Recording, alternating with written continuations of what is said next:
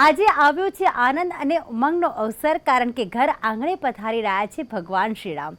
અયોધ્યા નગરી સજી ગઈ છે અને બસ થોડીક ક્ષણોમાં તમામ પૂજન વિધિ અને પ્રાણ પ્રતિષ્ઠા મહોત્સવની વિધિનો આરંભ થશે।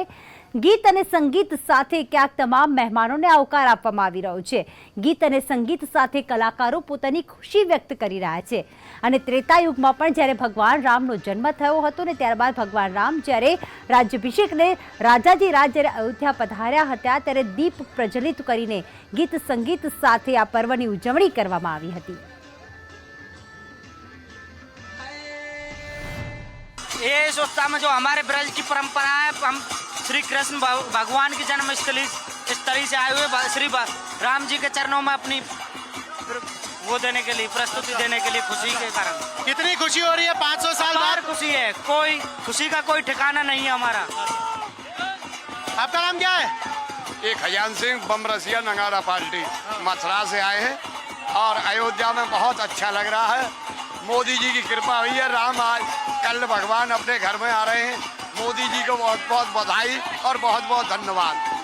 तो જોઈ રહ્યા છો અહીંયા ખુશીનો માહોલ છે, આનંદનો માહોલ છે।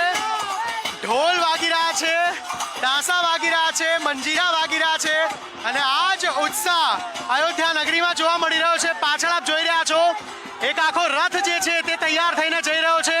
મોટી સંખ્યામાં લોકો જે છે તે અત્યારે તેમની સાથે જોડાઈ રહ્યા છે। સરયુ ઘાટ ખાતે આ તમામ લોકો અત્યારે જઈ રહેલા જોવા મળી રહ્યા છે। સૌ કોઈના મુખમાં, સૌ કોઈના મનમાં, સૌ કોઈના હૃદયમાં અત્યારે રામ વસેલા છે।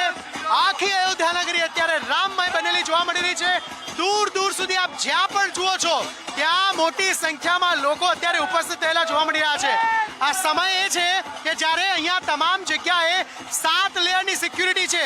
કોઈને પણ અહીંયા આવવાની અનુમતિ નથી, તેમ છતાં લોકોનો ઉત્સાહ એટલો છે, લોકોનો માહોલ એવો છે, લોકોમાં ઉમંગ એટલો છે કે ના, મારા ભગવાન રામ આવી રહ્યા છે, મારા રામ પધારી રહ્યા છે અને અમારે ત્યાં જવું ખૂબ જરૂરી છે। કેમેરામેન સંદીપ રાઠોડ સાથે હું અંકિત મહેતા, સંદેશ ન્યૂઝ, અયોધ્યા। તો હૈયેથી હૈયું દળાય તેની ભીડ ઉમટી પડી છે। ભલે સામાન્ય જનતા માટે ક્યાંક પ્રતિબંધ હોય, પરંતુ તેમ છતાં લોકોનો ઉત્સાહ અને ઉમંગ કોણ રોકી શકે? લોકોની શ્રદ્ધા અને ભક્તિને કોઈ સીમા નથી હોતી।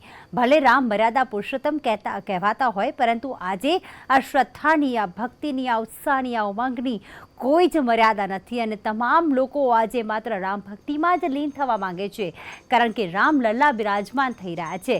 રામલલ્લાનું ભવ્યાતિ ભવ્ય મંદિર, ભવ્યાતિ ભવ્ય મહેલ નિર્માણ પામી ચૂક્યું છે।